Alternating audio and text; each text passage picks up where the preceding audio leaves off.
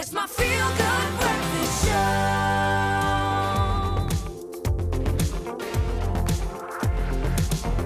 Welcome back, you beautiful souls. Get down, get into it. It's a Wednesday morning. You don't have to dance if you're still feeling a little bit tired. No, get out of bed. It's time to greet this day. Let's shake it up with a little bit of celebrity news before we lose all credibility in the eyes of the It's all good. Yeah. I'm here for it. Well, this has been a very big week for South African rapping heavyweight Casper Nyovest. Yesterday, Forbes in Africa released their 2018 Forbes Africa Under 30 list, and guess who made the name? He was on there along with Kwesta. Also, Shekinah's there, as well as presenter and actress Nomzamo Mbata. So a big congratulations to our SA heavyweights. Come on now. Is this based on their influence or their monies? I think it's just based on... I think it's influence. Yeah, is it influence? Yeah, because Casper might be monies as well. But wasn't he saying the other day that it wasn't looking good in the money area? What do you mean? He's still got the Bentley. Yeah, but like he was saying, he's broke.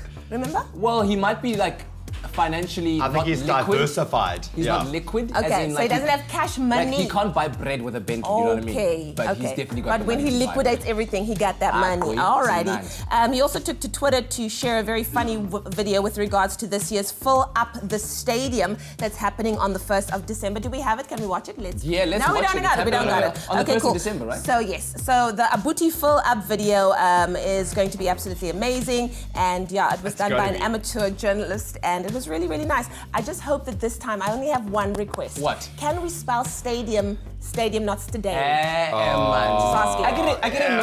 gotta know that they in part of the scheme. Do you think so? It was part of the scheme. Hey, but guys, and now they're all talking about it. Exactly. Autocorrect. He trapped us and we all fell for it. And TV industry. We'll leave our musicians for once. Now, the creative film industry in South Africa is one that has enjoyed notable triumphs, but it can't be denied that development in this sector could be highly beneficial in parts of the country. Enter the 2018 Limpopo Youth Film Summit, taking place tomorrow in Polokwane, which seeks to address youth unemployment by exposing them to various elements of film production. And joining us on the line from Polokwane is the director of Limpopo's International Film Festival, Victor Piri. Good morning. Morning and morning to your viewers. Thank you, Victor. I'm so excited for you guys. What is the aim of the summit and what will its role be in shaping and developing the film industry in Limpopo? Limpopo is a rural province which is rich in storytelling and rich in oral history. The authentic stories of Limpopo need to be told to the world out there. And then we need to close this digital divide to tell stories more efficiently and effectively. And this summit aims to ensure that the young people stay relevant in the sense of that they need to stay relevant and be competitive in this industry. Yeah? Victor? Yes. Okay. Yeah. And now putting the attention on the film industry, what is it about the film industry that can afford opportunity for employment for the youth in Limpopo? Apart from being the cast and the crew, there are other opportunities like in the hospitality and tourism industry that young people can follow in that career path so that it can create employment, new job opportunities for young people. Over to you. Thank you. And you know what, when it comes to the summit, you guys are in partnership with the SABC, the Department of Arts and Culture and Brand South Africa, aligning with their Play Your Part initiative. Why did you guys choose to align with this message, and how will this lead down to, the Limpopo International Film Festival and Awards that's taking place at the end of the year? It's good to see the public and the private sector coming to the party, supporting this initiative. Our film makers have to play a role in terms of producing the authentic Limpopo stories, of which that will lead to our Limpopo International Film Festival in the sense that the products and some of the ideas that will be pitched at the end of the year in December at the film festival will be awarded in order to encourage our young people to participate in this industry. A very great incentive. And what are some of the activities that's on the program tomorrow? And how will, people, those who will be attending, how will they be able to benefit from this?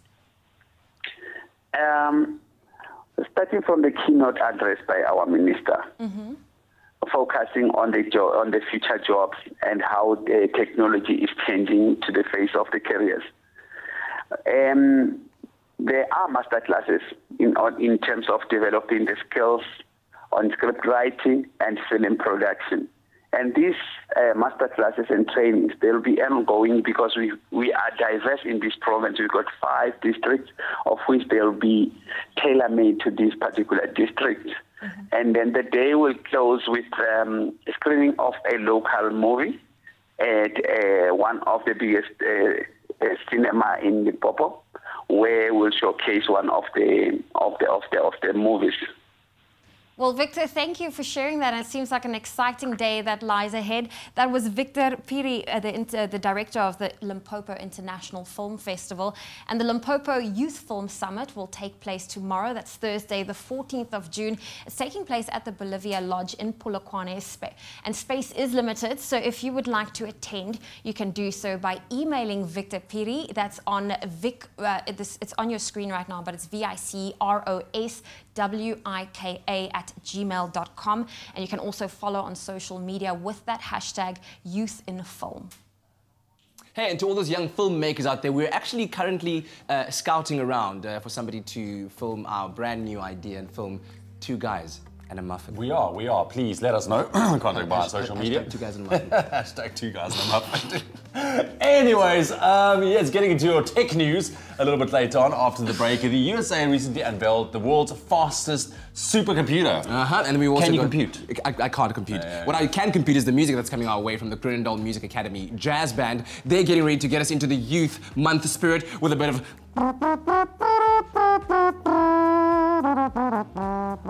Enjoy a moment in between with McAfee. See you after the break.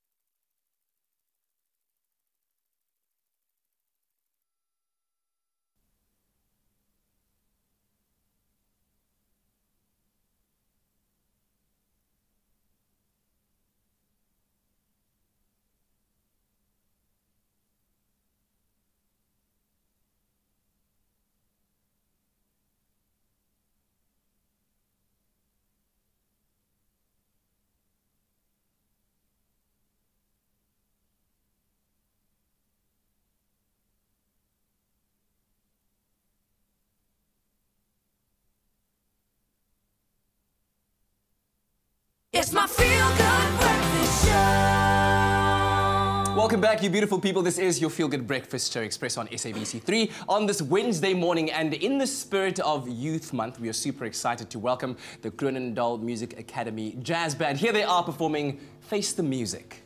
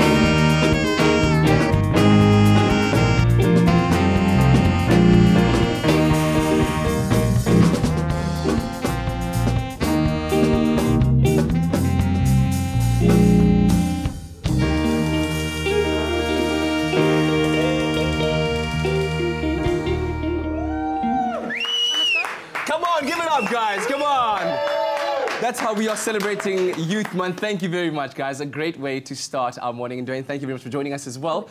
Tell me about, did I say that wrong? Dwin, yes. Dwin, excuse me. Dwin. Does. I apologize for that profusely. All right, let's talk about the main reason why you're here, which is to talk about the show that you're performing on Saturday, the 16th of June. Right, so this jazz band here, we do an annual fundraiser every year. Yes. Usually to raise funds for us to go to the Grahamstown National Youth Jazz Festival, where they've been for 2 years now. However, this year we thought we'd go a little bit bigger. Okay. And we're going to the Edinburgh Jazz and Blues Festival in July. So we're raising funds for that furiously, and the fundraiser is one of those fundraisers. Yeah. Tell me about the opportunity that the organisation creates for these youngsters, not only in allowing them to explore their musical talent, but also helping them build life skills.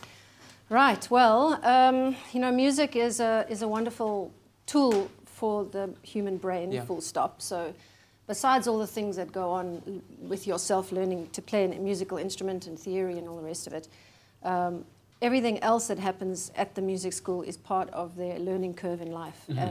Socializing, being accountable, being responsible, being proud of what they do, have something that calls them special, something to bring out their talent. So all of that goes hand in hand into making wonderful individuals. Yeah. And why is it so special to you to contribute to an organisation like this one? Well, I started this organization... Somebody's alarm is going off. Were you supposed to wake up now? Yeah. Well, now they'll play their solo next year. I started the school in 2007, so this is our 12th year now. And it was important to me because Hout Bay is a very interesting little community. We've got lots of disadvantaged communities and then this crazy wealthy community. And the two live and work together, but very little opportunities for the disadvantaged kids. So when I started teaching music there, I decided I'd like to start a school that can offer those opportunities to these children. And it's a wonderful gift that you are gifting these youngsters. Guys, amazing way to start the morning, and I hope that you enjoyed it at home. Let us know what you thought about that performance on our Facebook page, and do get your tickets to help them raise funds to go to that music festival. We'll have more from the band a bit later on. In the national news this morning, an Eskom spokesperson says messages doing the rounds on social media warning of power cuts tomorrow to coincide with a confirmed one-day strike are false. Kulupasiwe says the strike will be illegal as the power utility has been declared an essential service provider. At a joint media conference yesterday, the National Union of Mine Workers and National Union of Metal Workers said the unions would only go on strike if the law so permits. They are demanding a 15% salary increase and a housing allowance increase of 2,000 rand. Hundreds of security guards working in the money transportation industry marched in major cities across South Africa yesterday after a spate of brazen heists that have rocked the industry and the country in recent months. They are calling for more visible policing, increased reaction times to robberies, and more effective intelligence gathering. The scourge of cash-in-transit robberies reached a boiling point last week, with Police Minister Becky Cele announcing new plans to bring down the well-organized and heavily armed gangs carrying out the heists. Now moving further abroad, a tree regarded as the icon of the African savanna is dying in mysterious circumstances. International scientists have discovered that most of the oldest and largest African baobab trees have died over the past 12 years. They suspect the demise may be linked to climate change. The tree has been, or rather can grow to an enormous size and may live hundreds if not thousands of years.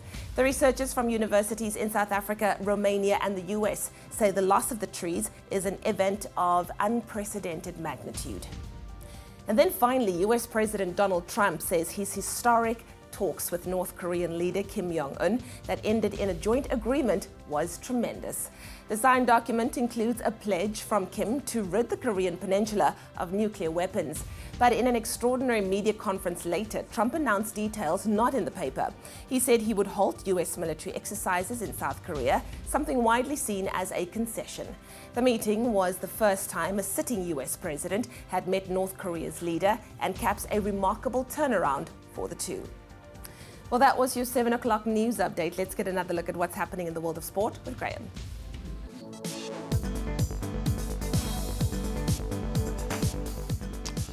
Let's kick it off with rugby this morning. South Africa's run to the Under-20 World Rugby Championship final came to an end last night as they suffered an agonizing 32-31 loss to England in the semi-finals.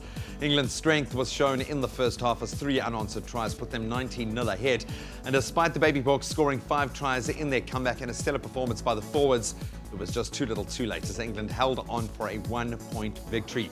In some other results, France beat New Zealand surprisingly by 16 points to 7, while Australia saw out a crushing 44-15 win over Italy.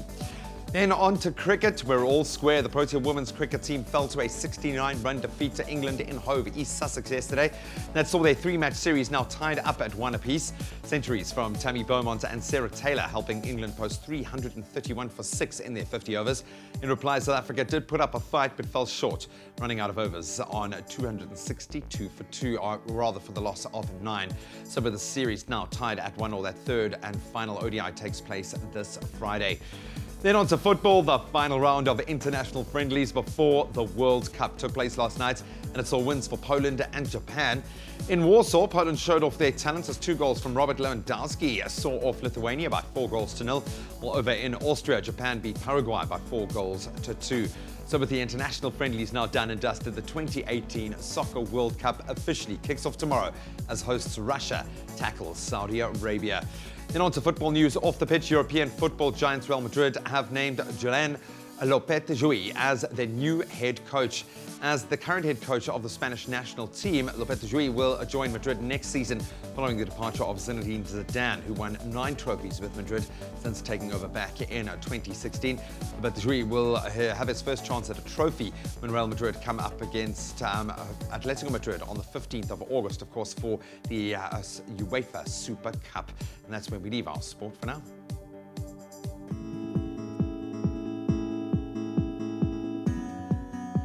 Well, let's take another look at the roads in Gauteng and Bedfordview. There's been an accident on the N12 westbound. It's at the Electron interchange and it's blocking that centre lane. Then in Fairlands on the N1 northbound, there's some congestion. That's between 14th Avenue and William Nicol Drive. The average speed is about 35 kilometers an hour. That's where I leave your traffic for now. I'll have more for you in half an hour.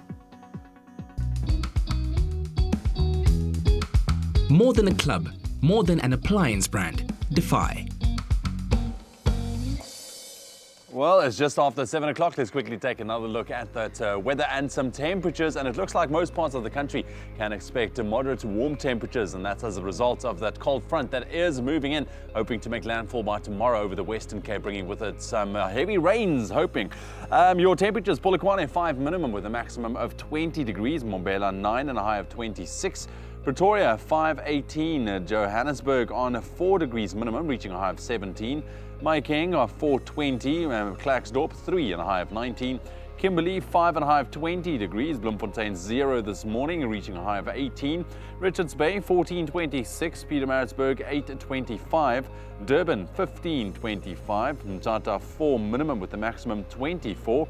East London 1730, Cradock 523, Port Elizabeth 1326, George 17 reaching a high of 28 degrees, Sutherland 7 minimum, your maximum 17, Cape Town 1223, Worcester 1126, Springbok 926, and Uppington on 10 minimum, reaching a mild maximum of 24 degrees. That's the wrap of your weather and your temperatures for the 7 o'clock bulletin. Another update will be heading your way in half an hour's time, just after 7:30. Moving things along rather speedily, when we come back from a short break, we talk about the fact that the United States have now revealed the world's fastest supercomputer and what that might mean for technology. Oh, and then we're also focusing on the youth, and we have a certified parenting coach, Laura Markovitz, with us in studio, and it's all about the importance of resting during the school holidays. That's coming up after the break. You can finally snooze.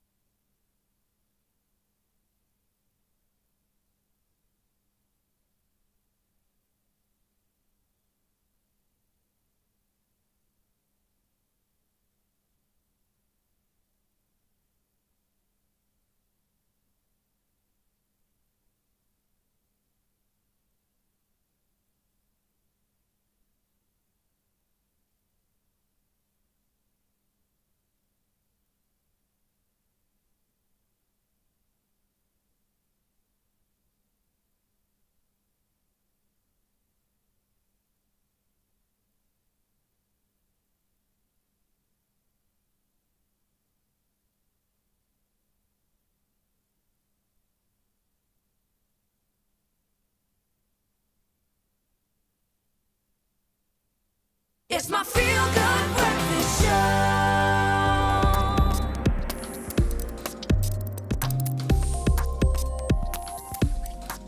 Welcome back to your Feel Good Breakfast Show. I hope you've refilled those coffee cups as we're about to jump into your tech news and some very interesting stories that's come about. Absolutely. Let's blow your mind a little bit. Now, America has unveiled the world's fastest supercomputer at the US Department of Energy's Oak Ridge National Laboratory. Now, they call it the Summit. Pretty epic name. And it's 8 times faster than their previous attempt, and they released these numbers to give you a bit of context and idea of the magnitude of this machine. Now, it runs at, get this, 200 petaflops. If that doesn't make sense to you, this means that it can perform 200 quadrillion floating point operations a second. Now, to give you a bit of context of what that means, if every single human being living on Earth right now were to do a calculation per second, it would take us 305 days to perform what this computer can do in 1 second. Sure. Yeah. It also has enough drive space to store 74 years worth of HD video, and it takes up the floor space of about 2 tennis courts, and they also use almost 300 kilometers of fiber optic cable to build it. That is incredible. Blows your mind a little. Well, I can tell you about another computer that's been doing a fantastic job for the last 14 years. Yeah. It is the Mars Opportunity rover. Now, we've reported on this little guy before, and it was supposed to only function for 90 days, and this was in 2004. Now, this past week, the rover found itself stuck in a superstorm bigger than North America. Now, the problem is that Opportunity rover, he relies, I'm assuming it's a he, relies entirely on solar power, and the dust storm is blocking the sun out. Oh, no. Now, last Wednesday, the rover went into emergency power mode with the temperatures dropping. It was only a matter of time before the batteries would stop working due to the cold. But then miraculously, on Sunday, NASA received a signal from the little rover indicating that it is still operational. Now they can only wait and see what will happen next. But let's hope the little guy goes from 14 years to 15 years. Yeah, he's doing a great job at it, and still has time to post for Instagram pictures. Yeah. Amazing. My new favorite word is now petaflops. Petaflop. Petaflops. I'm going to work that into Have every yourself sentence a that I can. petaflopping day. Well, it's no secret that underage and irresponsible drinking has become a major problem in our country. That's why Aware.org has launched a brand new campaign to educate South Africans on its dangers. There's no doubt that irresponsible drinking is a huge problem in our society, especially amongst young people. And that's why Aware.org has launched a brand new campaign that aims to educate South Africans on irresponsible drinking. This event saw the launch of an awareness initiative targeting over 95 million South Africans, run by the liquor industry and in consultation with government. Ingrid, what exactly does Aware.org do as an organization? We're an organization established by the liquor industry, and we have a very clear mandate. We are funded by them, and we have to address the high levels of alcohol abuse and misuse in the country. And just how serious of a problem is irresponsible drinking in our country? I mean, we're the 19th biggest drinking nation in the world and the 3rd in Africa, and yet at the same time, only 34% of South Africans drink. And of that 34%, just about a quarter of them drink irresponsibly.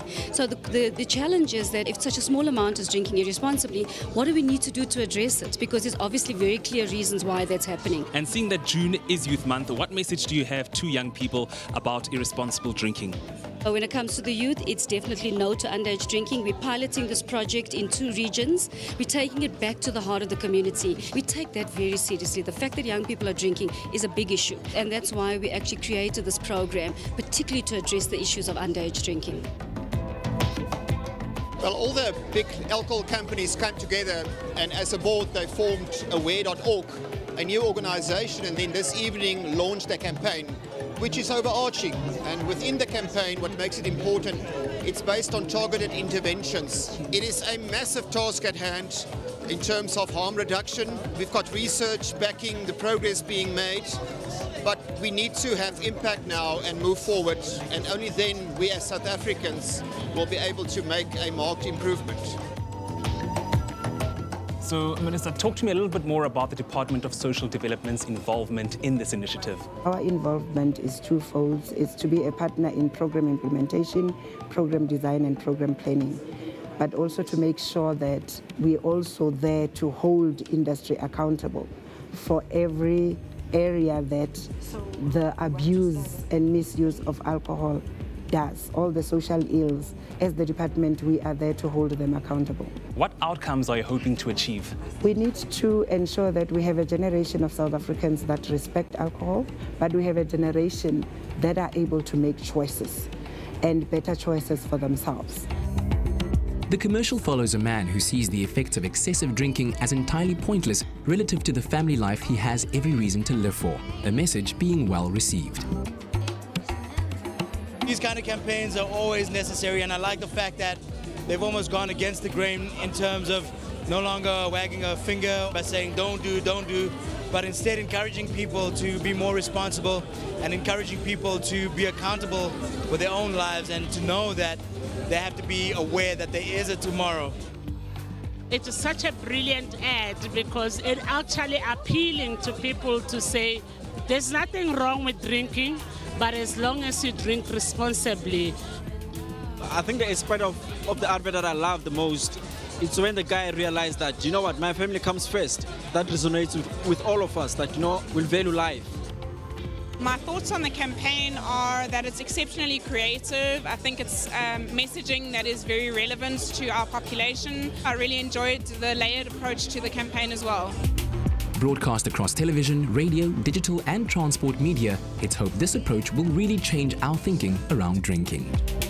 What I really enjoy about this campaign is that it reaches out to South Africans in such a cool and edgy manner. With that said, let's all drink responsibly, and as the campaign reiterates, let's drink like there is a tomorrow.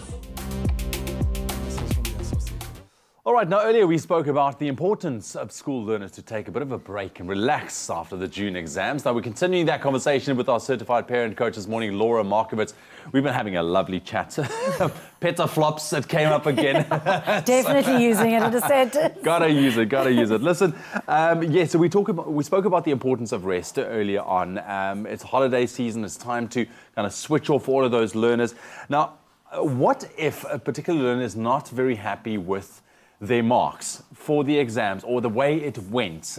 How do you approach it during the holidays? Because I've had that, and you kind of mull over it the entire kind of off period. Yeah, so absolutely. I mean, if you've done well, great, and it's all fantastic. Yeah. But what's really nice about being at this point in the year is it gives you an opportunity to actually reassess and recalibrate a bit and think, well, what did work during the exam period? What didn't go so well? So was it because I wasn't understanding the work? Was it that I wasn't studying properly? Was it that my study methods weren't great? Was it that I was actually putting too much pressure on myself, or my parents were putting too much pressure on me during that time? So it's very helpful to think through what went well and what went badly. And I think as parents, to encourage our kids to really take the time to think about it, be thoughtful, be conscious about it, rather than coming down on them like a ton of bricks and not being there in terms of an emotional support. So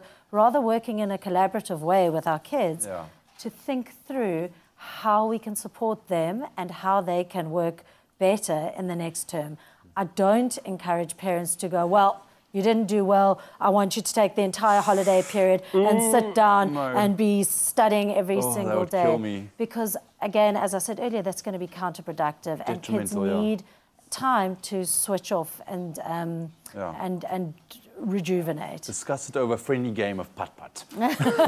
Talk about it. Putt-putt and petaflops. And petaflops.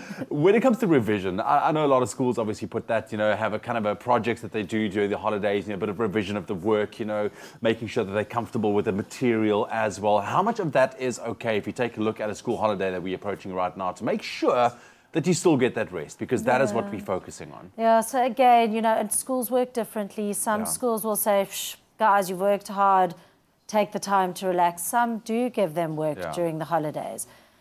And I think, you know, it's something that is that elusive balance thing. It's trying not to go, you need to spend 5 hours on your work thing. I think it's rather to think about what are the requirements of school, because if they are there and they have to be doing something during the holidays, to then think about how you're going to approach it and when you're going to do it, as opposed to getting to the end of the holidays, panicking and going, I haven't done it, I need to start doing everything. So rather be thoughtful about it, decide how you're going to be approaching things during the holidays if you need to be doing some work, so that your day doesn't have that awful, hovering, lurking feeling that you can't actually enjoy the time that you should be relaxing and having a bit of fun. Exactly, because that's it's so important, and it might seem such a simple and silly subject to talk about, but rest during holidays, it just doesn't happen, I guess. Back in my day, when I was, at school, I did nothing. It was great. I was out on the farm. We would do anything but schoolwork, Fantastic. And that was a great switch off. Laura, thank you very much for the advice. Any last words of advice that you can share with our viewers? Well, I think it's just important to think as parents how we can support our children to feel refreshed and rejuvenated during the school holidays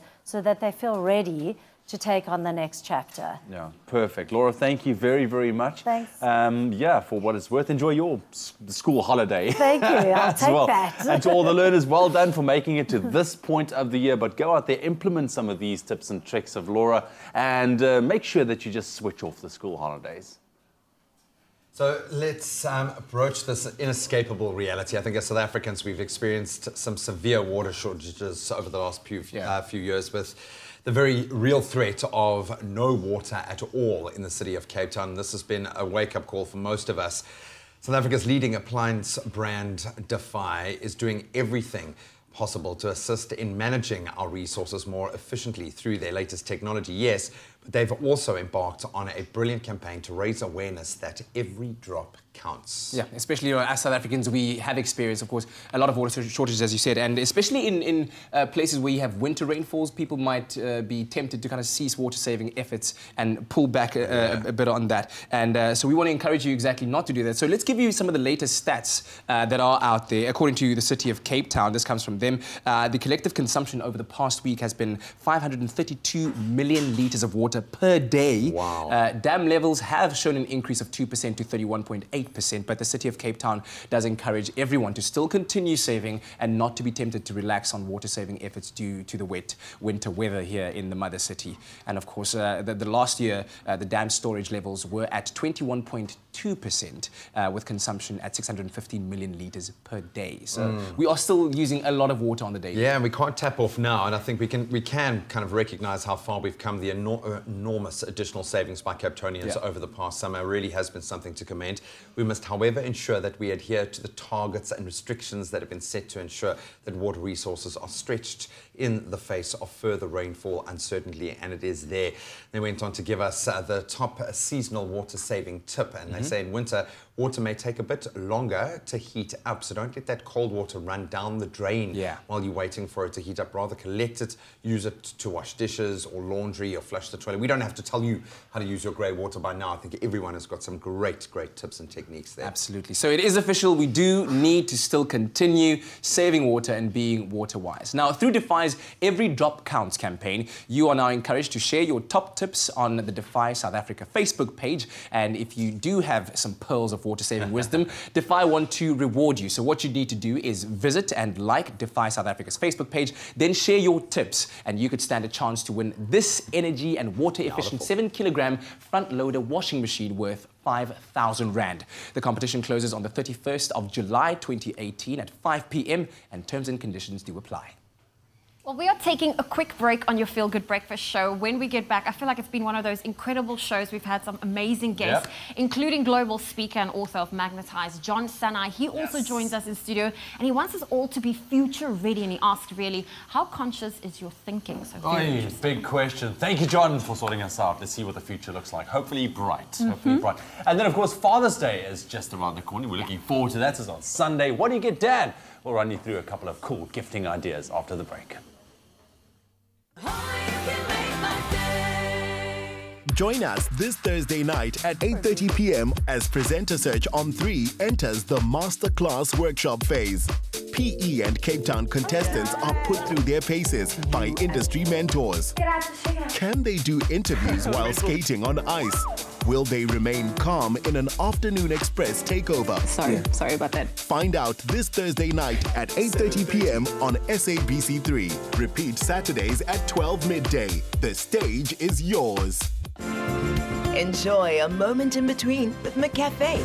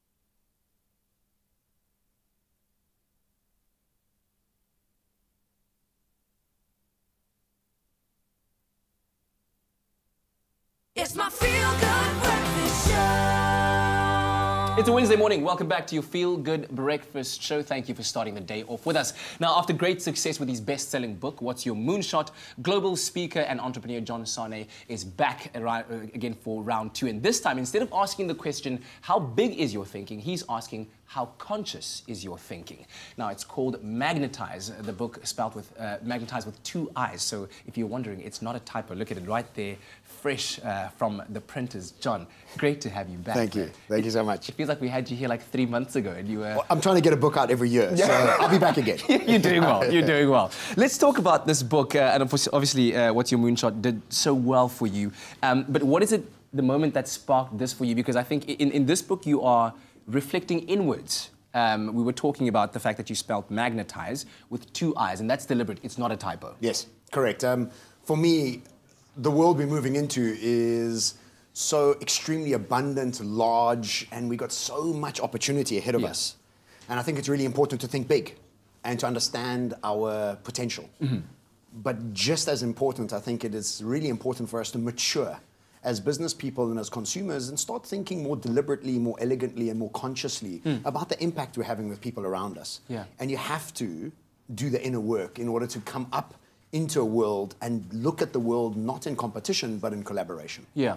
And so in the first chapter of the book, you already tackled quite, I think, a very poignant issue about becoming an active participant of the future instead of just letting it happen around you. And to do this requires you to obviously understand yourself and acknowledging your dark side. Tell me more about that and what you found in yourself when you put down this book. Well, I think the dark side, or as it's called, the shadow self, is within all of us. It's a very difficult thing to even pick up because it's so deeply ingrained into our ego and our perspective. And only through a lot of study and a lot of workshop did I realize that I was carrying some deep shadows. And what shadows really are personality traits that religion, society, and our family have told us we're not allowed to show in public. And if you think about all the traits that are negative, being horny, greedy, wanting money or power. All of these are things that we shouldn't be showing the world, and we put them literally in our shadows. And what they actually start doing is driving our behavior. And I have a chapter in the book called The Teenage Boy Syndrome, which is what I find the whole world stuck in, driving this idea of more all the time based on shadow. Once you deal with your shadow, you realize that your motivating factors are different. Wow, I've got a feeling that's going to be a very interesting chapter indeed to explore that. So you also touch on the dangers of short-term thinking and the idea of choosing a purpose over profits. Yes. Tell me about that idea and how that forms a part of the book. Yeah, sure. I think every business today around the world is looking for their purpose or their why. And really what's happened is that world has been stuck or gotten stuck into profit over anything else. And that's becoming a very catastrophic business model because what you're doing is, it's called short-termism. It's like we do everything based on quarterly profits and not worried about what's actually coming. And what we need to do is we need to switch our perspective and our strategies to start thinking what I call cathedral thinking, which is much more about building businesses that are going to be here for 100 years. And once we're able to do that, then our decision-making process, our patience, our priorities all start becoming something about a long-term, elegant approach. Our heroes are doing this. Elon Musk has got a 30-year business model plan. Famously, Jeff Bezos hasn't made a profit for 20 years in Amazon. Why? He's got this elegant approach towards building a business that's sustainable over many, many, many decades, rather than running like a teenage boy, having quarterly profits being your only sort of directive. Wow, man, I could listen to you speak about this all day long, and indeed we will continue our conversation with John a bit later on. The book is called Magentiize with 2 I's. Go out there and get it. Thanks for joining us, John. Thank you. In the national news this morning, Eskom spokesperson says messages doing the rounds on social media warning of power cuts tomorrow to coincide with a confirmed one-day strike are false. Kulupasiwe says the strike will be illegal as the power utility has been declared an essential service provider. Hundreds of security guards working in the money transportation industry marched in major cities across South Africa yesterday after a spate of brazen heists that have rocked the industry and the country in recent months. They are calling for more visible policing and increased reaction times to robberies. On the international front, a tree regarded as the icon of the African savanna is dying in mysterious circumstances. International scientists have discovered that most of the oldest and largest African baobab trees have died over the past 12 years, and they suspect their demise may be linked to climate change. And then finally, US President Donald Trump says his historic talks with North Korean leader Kim Jong-un that ended in a joint agreement were tremendous. The signed document includes a pledge from Kim to rid the Korean peninsula of nuclear weapons. Well, that was your 7:30 news headlines. I'll have a full bulletin for you at the top of the hour.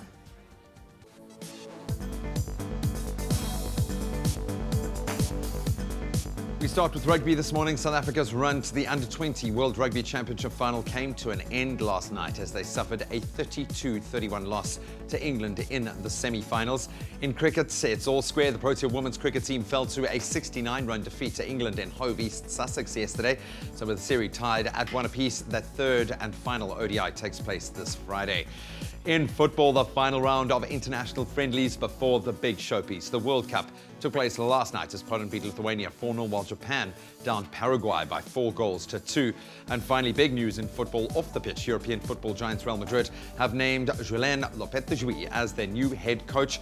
That's following the departure of Zinedine Zidane. We'll expand on all of those headlines on the top of the hour. One last time right now, let's get a traffic update.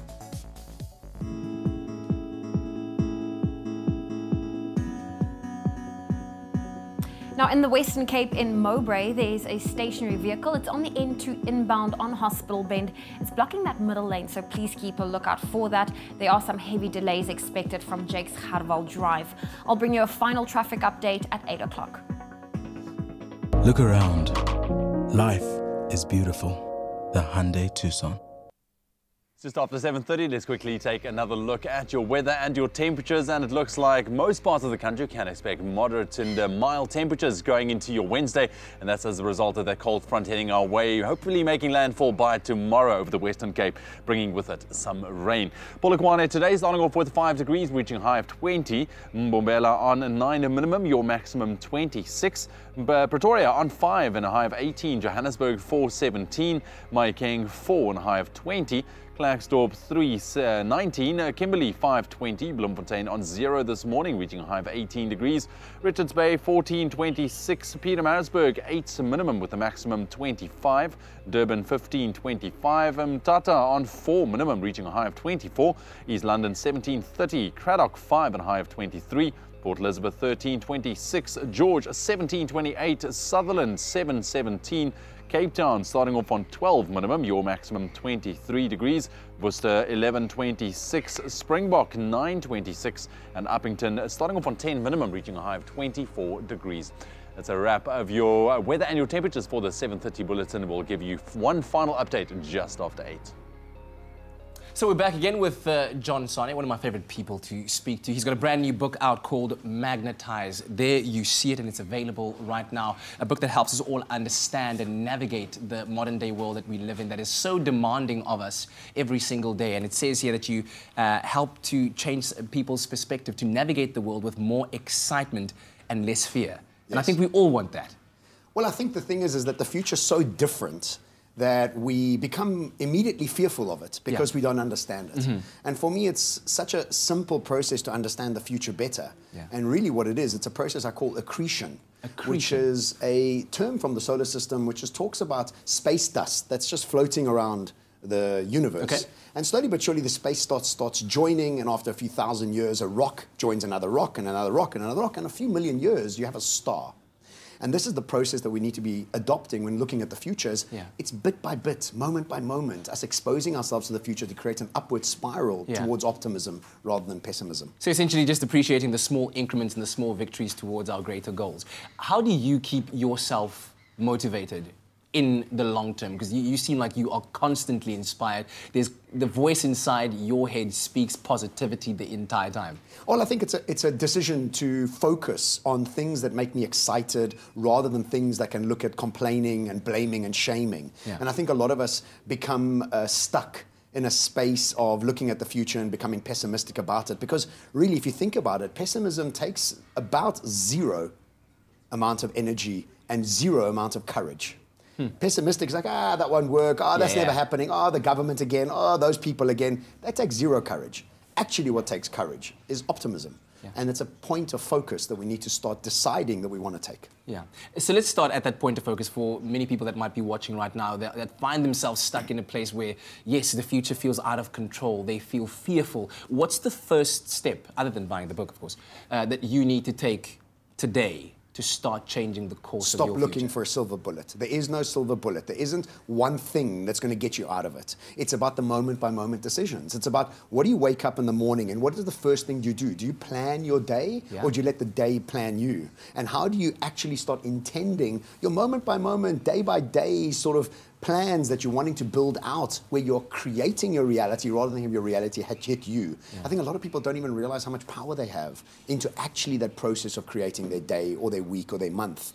And so for me, it's a process of rituals that become habits, habits that become behaviors, behaviors that become our personality. Wow. And so if you don't have the right rituals in place, you end up in a place of crisis. Yeah. So it's really about the moment-by-moment process that we need to adopt. Yeah. Well, listen, as we celebrate Youth Month, I still believe you to be young at heart, and I want to celebrate you a little bit. Tell us about the good news. You became the very first African to be, I guess, taken up into the Singularity University. So, I mean, so privileged and so proud of it. I mean, just hold on, guys. Can we just... Is that there, guys?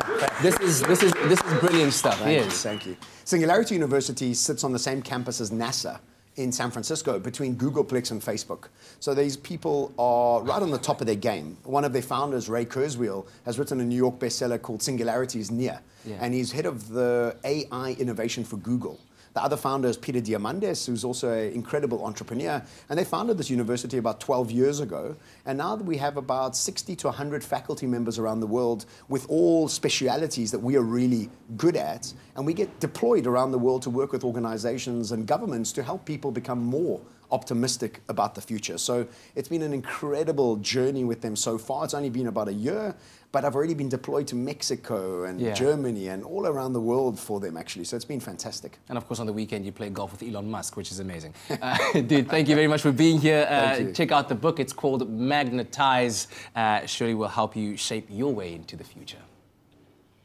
Well, we are taking a very quick break on your Feel Good Breakfast show. Nick Strelitz is joining us as we are talking Father's Day gifting ideas. You know Nick's never seen a bra utensil in his life, though, but we still love you. And then we're also checking out the top tracks on the 5FM Top 40, international, local. We've got all the deets after the break. Nick? That's for Dad.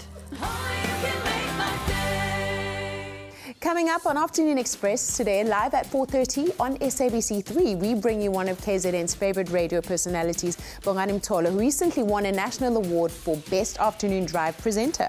Plus, we delve into the world of a documentary filmmaker with Sihle Mthembu, whose film F is for Father looks into paternal relationships in communities of color. That's Afternoon Express, weekdays at 4:30 p.m. on SABC3. The stage is yours.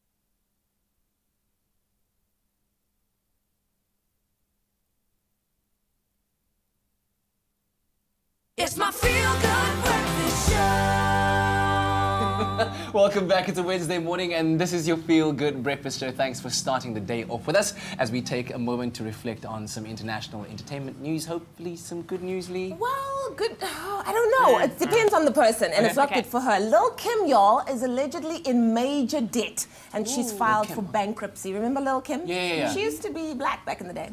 Not anymore.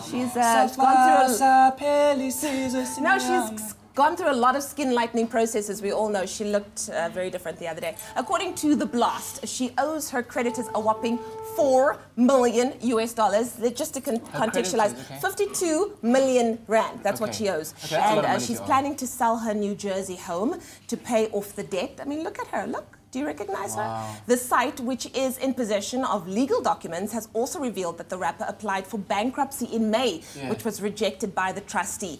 Now, with rumors of a new album and a possible world tour in 2019 circulating, we sure hope that this will help the rapper settle her difficult financial position. Maybe she can crowdfund. I don't know how people manage to do that to themselves. I was about to ask that. It boggles my mind. Because you don't just wake up one morning and then you owe 52 million rand. It has to have accumulated over a number of years. You were living the good life. You were swiping. You were swiping. And even when you SMSs were couldn't swipe anymore. Well, guys, can we just talk about Ariana Grande? Her Instagram is lit right now. She's had a whirlwind romance with Pete Davidson, and it's just got much more serious. We've learned that the two of them are engaged. That is amazing. It's amazing. And sources also tell us that Pete popped the question to Ariana in last week, and of course she said yes. And they put pictures up. I mean, they're just loving each other. Is that the two of them there? Can we just touch on the fact that they've literally been dating for weeks? Like, it's not been long. You know what? When you know, you know. When you know, you know. Are you for real right now? They've literally announced they went like Facebook official a month ago. Let me just quickly get this official. So you're saying you meet mans on the street, mans pops the question. No. You says yes because you know his mans is good. Listen, she said weeks and weeks and weeks. She didn't say seconds. She said seconds. But not long. If I meet men, 2 months can we is hang out for pushing 3 it. months and then you can pop the question. And How then long have they been? 3 months is good months. Make it good. I'm happy when you know, you know. Back into 5FM's top 40 local and international charts, with Lady Zaman Drake seemingly dropping off the pace and Jess Glynn yodeling her way towards the #1 spot. We better get more from Mr. Nick Hammond. Hey, what's going on, guys? It's Nick Hammond here, recapping the 5FM top 40 from this past weekend. And like we always do, we jump straight in by looking at the brand new entries onto the charts. And speaking of which, at 25, it's new music from Ed Sheeran off his album Divide, called Happy. You look happier, you do. Then at number 24, the second new entry pick that I went for this week is Nasty C and ASAP Ferg. It's a track called King. Getting into my move and shaker picks for the week now. This one a re-entry at number 35 from Dust Capital. It's a local tune straight out of Cape Town called Hit the Club. So you want to hit the club? Let's go. My second move and shaker pick, also a re-entry, this time at number 26, also out of Cape Town. It's Craig Lucas and Paxton. This one called Smother.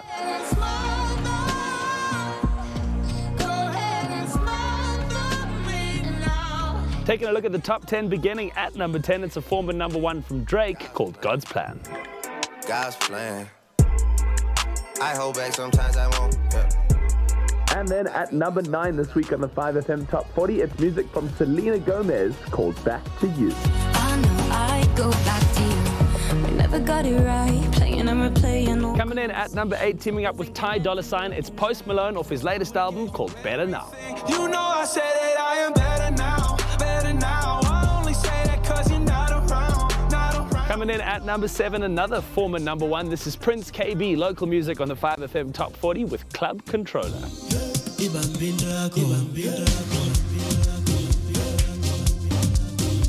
Then at number 6, this one soaring up the 5FM top 40, it's Jess Glynn with I'll Be There. I'll be there. When you need a little love, I got a little love to share. Halfway through the top 10 at number 5, another former #1. This time it's local, it's Lady Zaman. The tune is called Collide. Should I hold on the bed? Will you let me crash? Should I hold on the bed? Calvin Harris and Dua Lipa take number 4 this week in the 5FM top 40. This track called One Kiss. One kiss is all it takes. Falling in love with me. Possibilities. At number 3, it's the latest single from Ariana Grande. This one is called No Tears Left to Cry.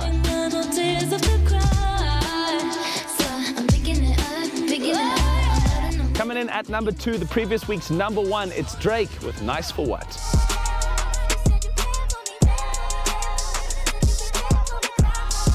Thanks for watching, guys. Make sure you catch my radio show Hammond Time Mondays to Fridays on 5FM from 9 to 12. And of course, every Saturday, 10 a.m. to 2 p.m. as together we find which song is number 1 on the 5FM Top 40. And speaking of which, this past weekend, it's a brand new number 1 from Shaun Mendes called In My Blood.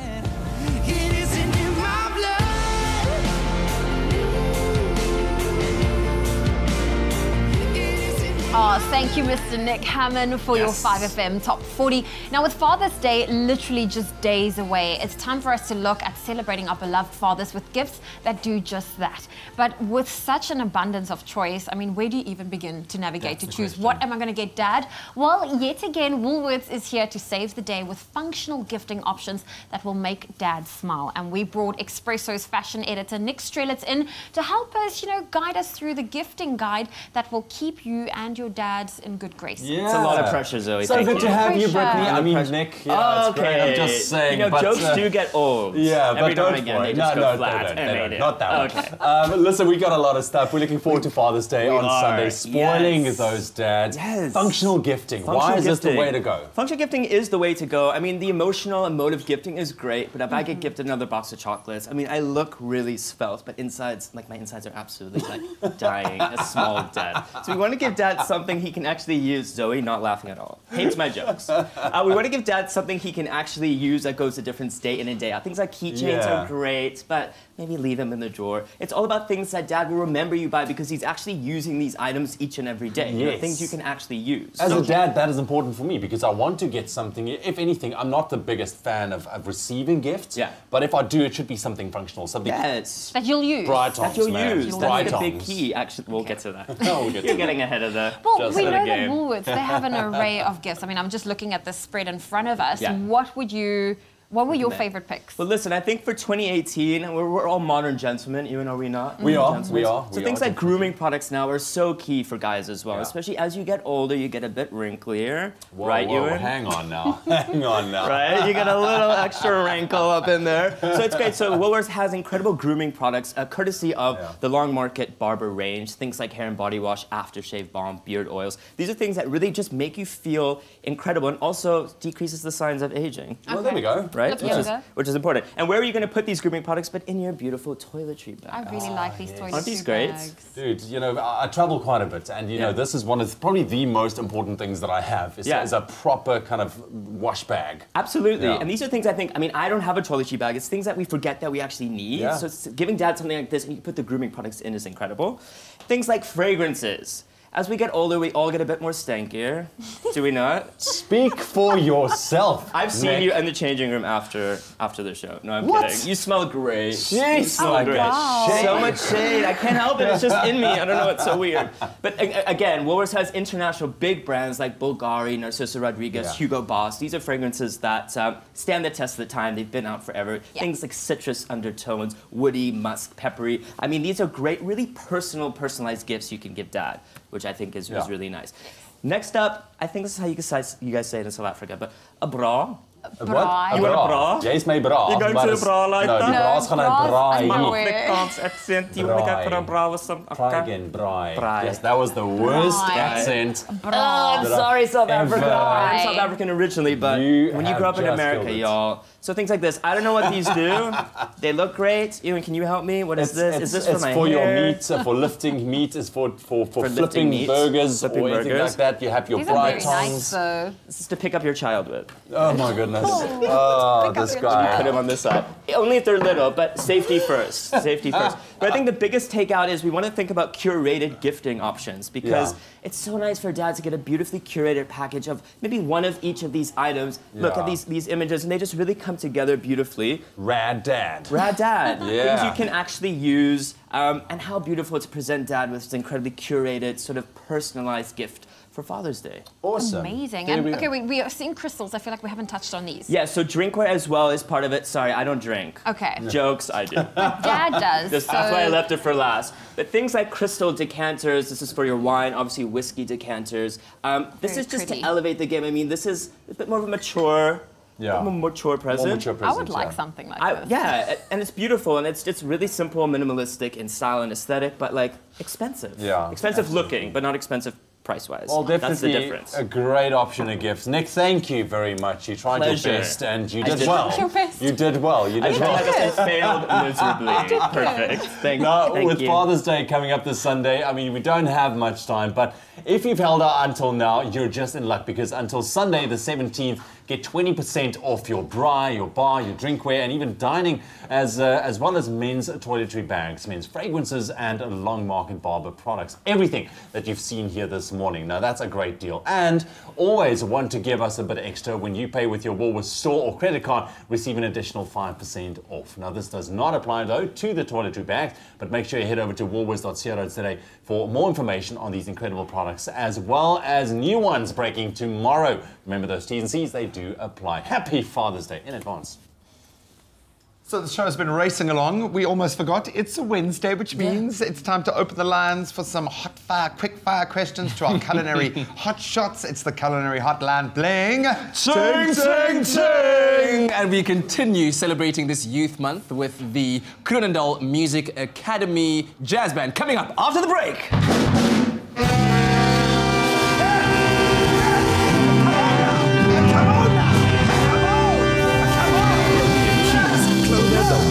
High-quality ready-to-eat meals are made using trusted Clover cheese, milk and cream. It's SA's favorite home-cooked recipes, now prepared and conveniently packed with a variety to choose from. Added to that, Africa's first vac-seal technology ensures they're kept fresher for longer for the whole family to enjoy. The Whistling Chef. Heat, whistle, eat, sing. It's as simple as that. Made with love by Clover.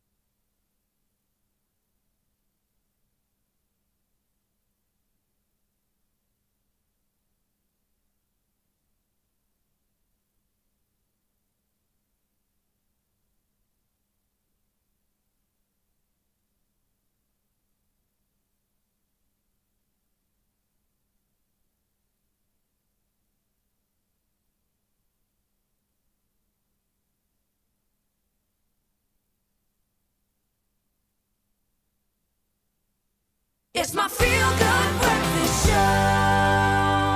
Yes, it is, and you're right on time to see the Kronendal Music Academy Jazz Band performing. Here they are, performing Mr. and Mrs. Adonis.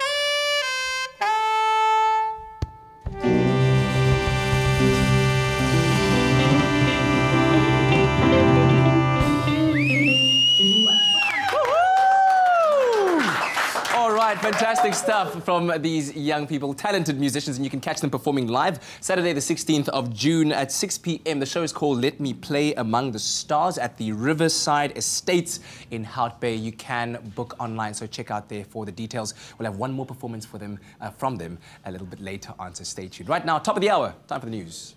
In the national news this morning, an Eskom spokesperson says messages doing the rounds on social media warning of power cuts tomorrow to coincide with a confirmed one-day strike are false.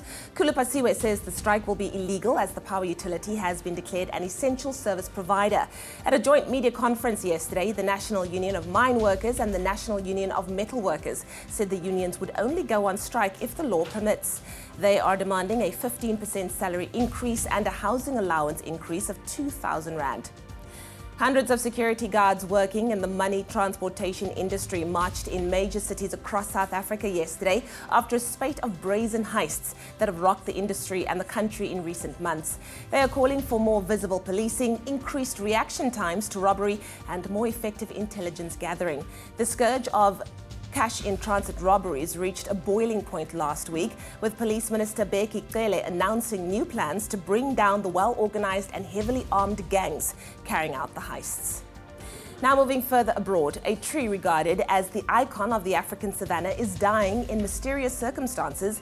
International scientists have discovered that most of the oldest and largest African baobab trees have died over the past 12 years.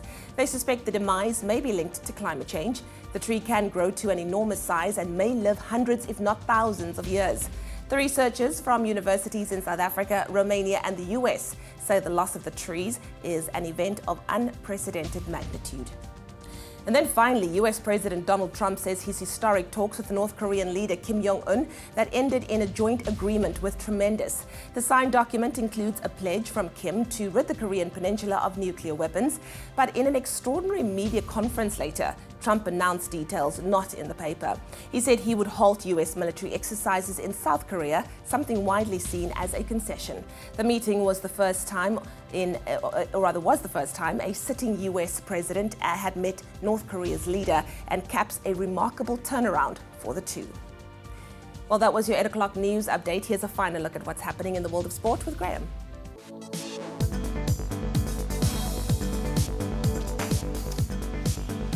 We start with rugby, and it was not meant to be. South Africa's run to the Under-20 Rugby World Championship final came to an end last night as they suffered an agonizing 32-31 loss to England in the semi-finals.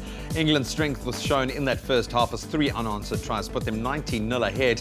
And despite the Baby Box scoring 5 tries in their comeback, it was too little too late as England held on for that 1-point victory. And the other results coming out of the day: France beat New Zealand by 16 points to 7, while Australia saw out a crushing 44-15 win over Italy.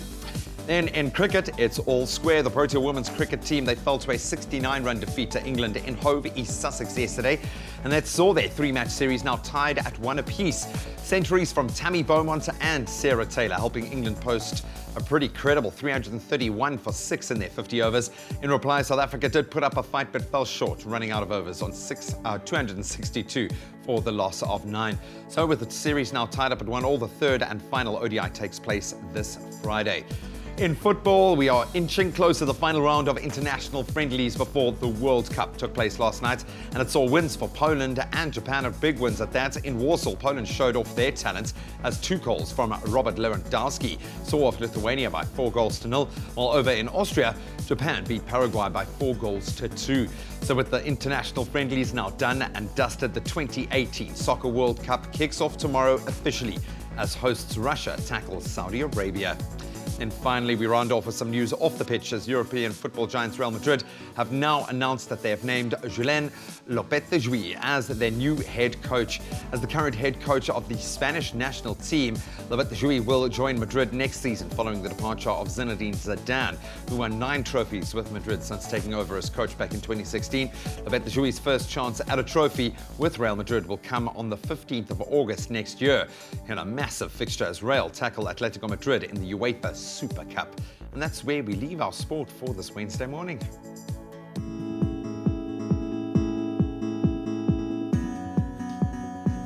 Thank you, Graham. Let's take a final look at the roads in Gauteng and Germiston. There's been an accident on the N3 northbound. It's after the Elands interchange and it's blocking that middle lane, so please approach with caution.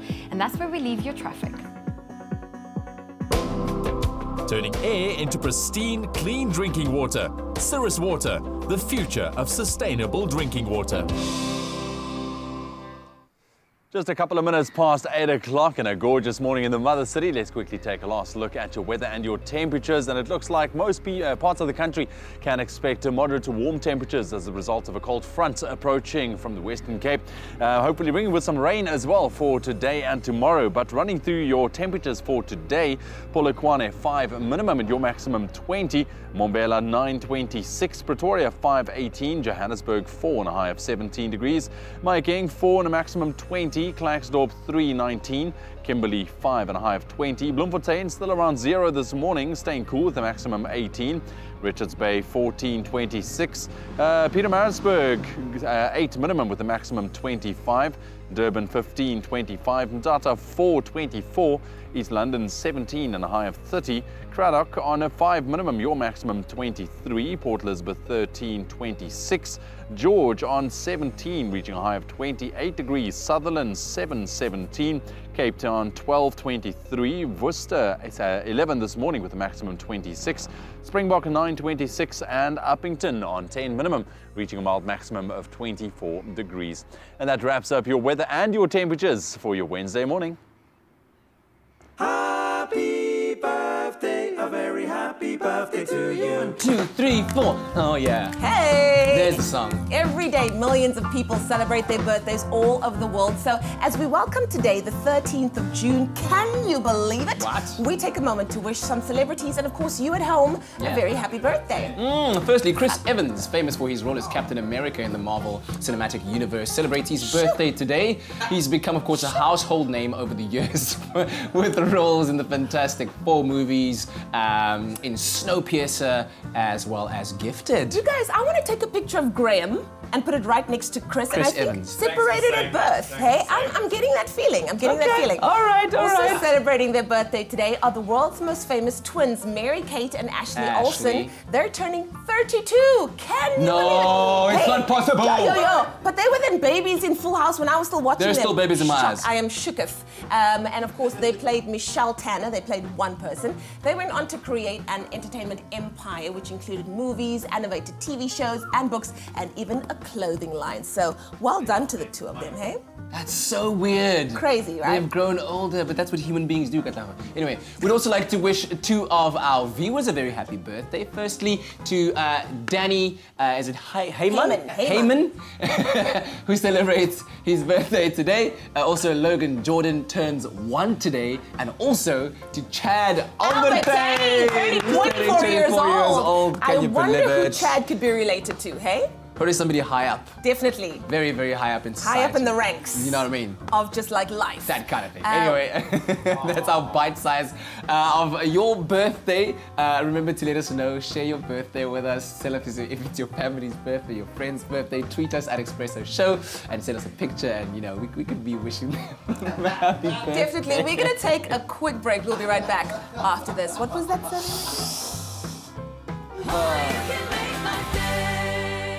From beef lasagna to creamy macaroni and cheese, Clover the Whistling Chef's high-quality, ready-to-eat meals are made using trusted Clover cheese, milk and cream. It's SA's favorite home-cooked recipes, now prepared and conveniently packed with a variety to choose from. Added to that, Africa's first vac-seal technology ensures they're kept fresher for longer for the whole family to enjoy.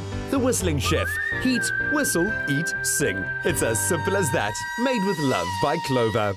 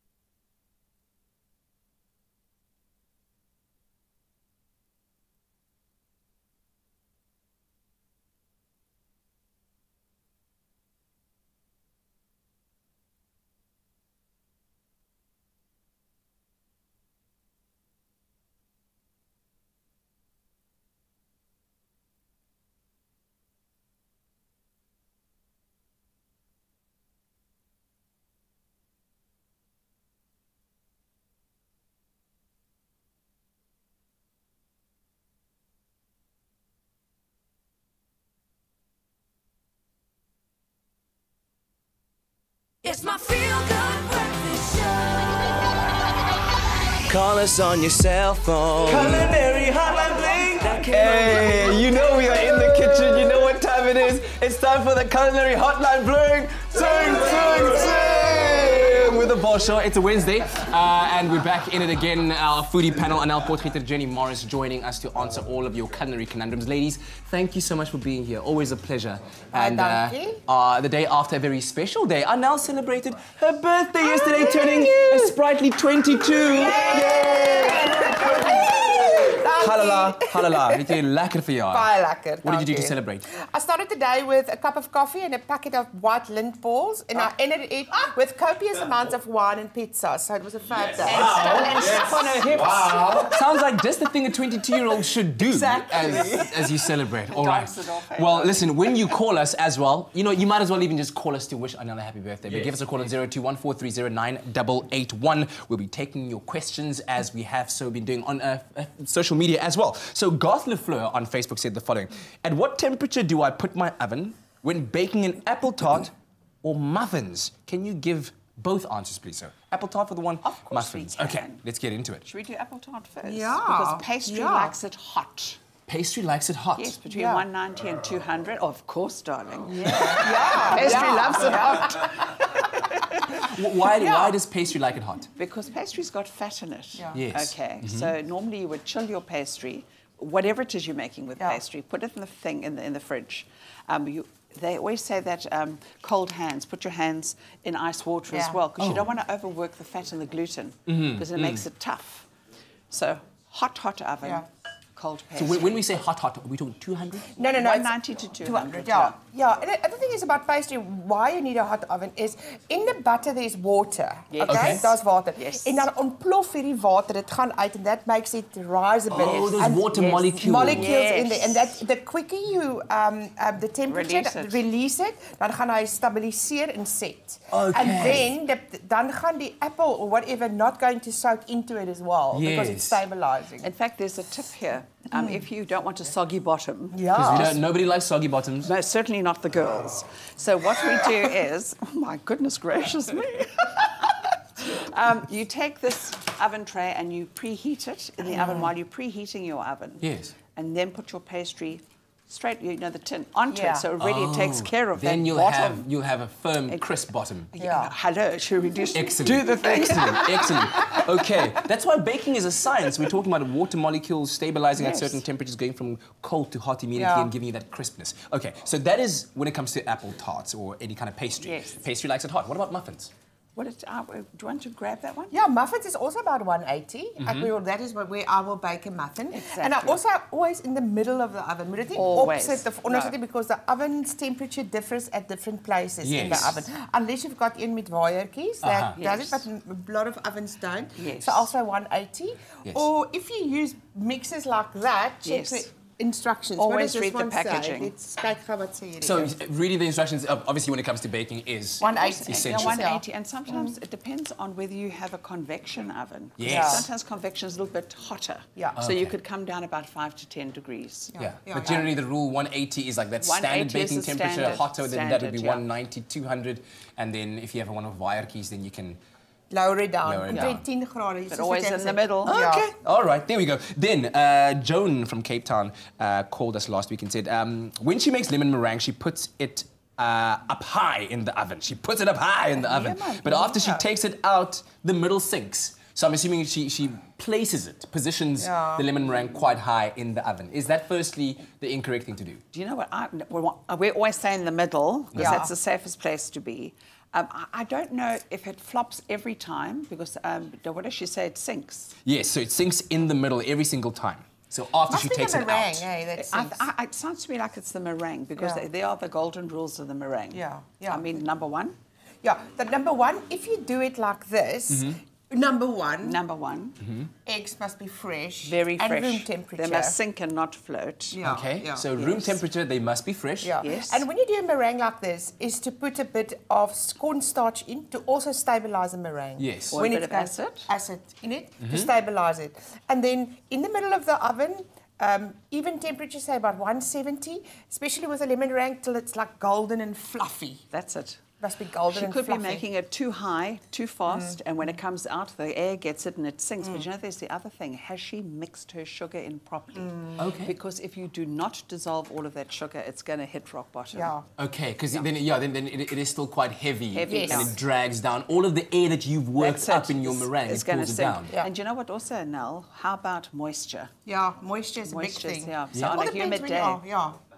So it also depends on what kind of day you're making it in. So Yeah. best to do it on a hot, dry day, would you say? It has to be hot and dry, not hot and dry. humid. Not hot So and if you're dry. in the tropics, forget about the meringue. All right, good. Great questions, by the way. Thank you so much to both Garth and Joan. We'll continue with those questions shortly, but also give us a call on 0214309881 for the Culinary Hotline playing Ting Ting Ting!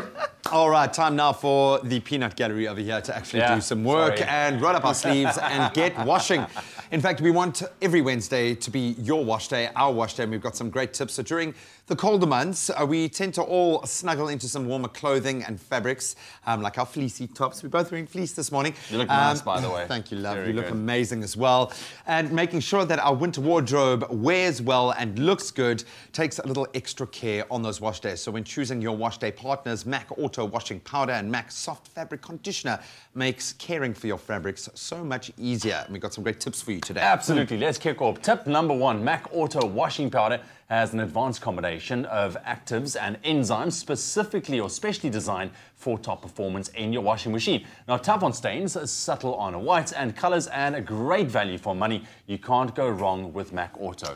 So that's the first one. Our second tip, if you couple that with MAC Fabric Conditioner for perfect wash day results, MAC Fabric Conditioner contains 2 very important ingredients. First of all, obviously a softening ingredient, which lubricates and realigns fibers to restore the shape and the feel of that fabric. And then encapsulated fragrance technology to release a long-lasting fragrance for almost up to 24 hours. There we Love go. that. That's exactly what you want. Then, tip number 3. We know that often sweatpants, they can look grubby and stretched. Well, here are some tips to keep them looking like new. Firstly, check the garment care label. Sweatpants are usually made of 100% cotton or a cotton acrylic blend. Then turn them inside out, also when washing, very important. Now, the label will recommend the temperature, but if it doesn't, just wash it in cool water. Then also use a gentle or delicate setting, and this reduces the possibility of bubbles forming. We hate bubbles. We don't like bubbles on our sweatpants, man. We don't. Avoid any abrasive action. Don't overload the machine. Sweatpants are susceptible to fabric damage, so pilling and bubbles forming on the fabric, you want to avoid that.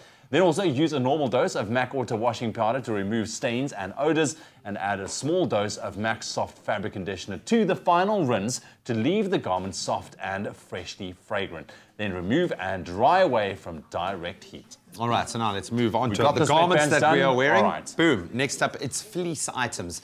Generally safe to wash in washing machines, but again, just check that label and follow the instructions for best results. That must always be your starting point.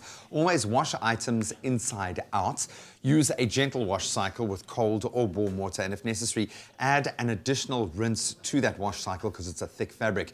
If you place your fleece into the dryer rather than air drying, make sure that you use the lower temperature setting and remove immediately when that cycle is done. Don't damage the fabrics.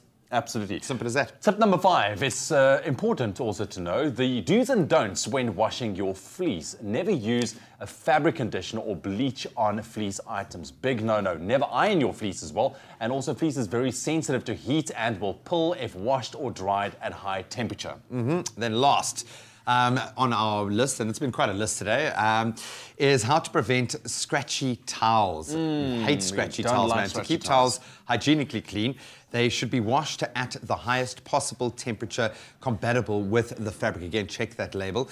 Terry toweling responds very well to high temperatures, while towels in particular should be washed at 60 degrees. 60 degrees. Set the machine to a cotton wash program and load your towels loosely. Don't overload it. Towels absorb water during the wash, so there must be enough room in there for the towels to tumble freely as well and not to expand too much. Dose with MAC Auto Washing Powder and MAC Soft Fabric Conditioner into that dispenser drawer. Then dry your towels out are in direct sunlight, and you want to protect the fabrics. Don't put them into the dry. And if you like your towels with a rougher finish, simply put it into a shape and fold as well. And if you prefer a smoother finish, iron with a cool iron on the wrong side. I never knew a towel had a right or a wrong side. Check it out. And then fluff up the pile. Just fluff it up, man. Fluff it up. So there you have it, man. We've given you quite a list, man. So, that is your today really wash day Wednesday. You're going to spend the whole day just washing and drying and fluffing. Mull that over. Now, MAC really makes your wash day a little easier, and we are making it easy for you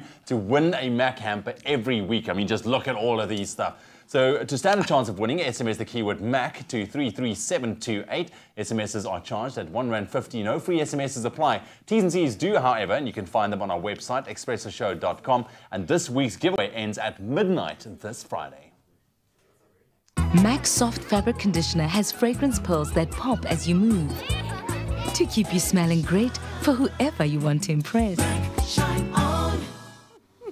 Well, still to come on your Feel Good Breakfast Show, the Culinary Hotline continues, and we'll be making sure we answer all of your culinary questions. And then we'll also introduce you to South Africa's youth and freshest illusionist, Olwethu Dyantyi. He's joining us, so we'll be mesmerized after the break. Mesmerized me? Yeah.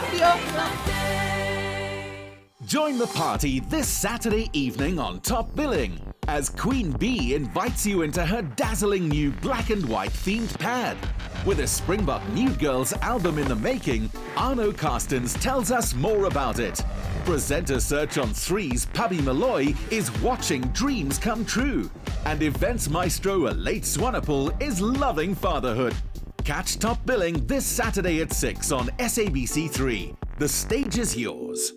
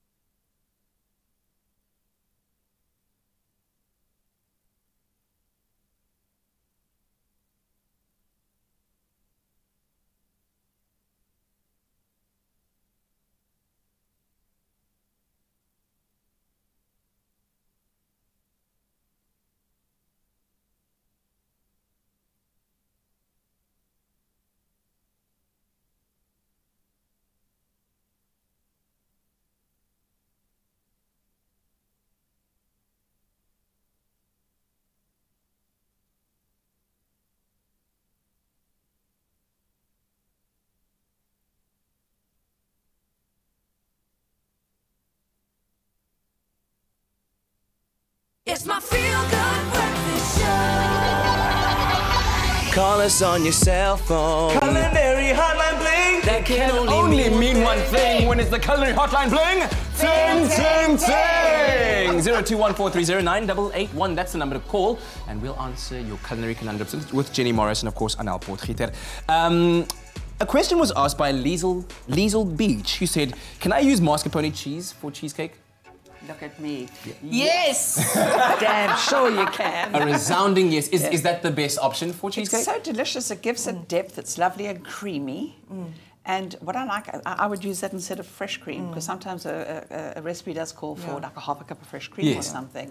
Mascarpone cheese is basically the Italian cream cheese. Okay. And cream cheese that you get in the shops is more American. Okay. So the cream cheese that you get in the shops is also a bit more acidic. So I will say, if you'd replace it, and I looked yesterday, they are actually about the same price as well. Okay. You know, so both are white, both are creamy, both are, it's amper dieselfde ding, just a little bit different.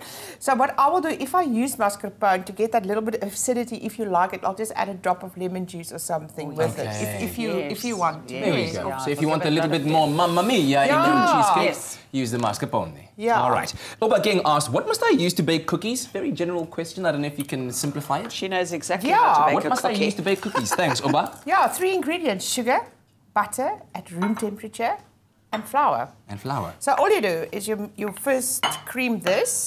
Dit vat gewoonlik 'n rukkie. Okay. While you do that, what is the whole thing about ingredients being at room temperature when you bake? Why? Because what happens is, if you're going to put cold ingredients into a bowl and then into a hot oven, it's like cooking steak.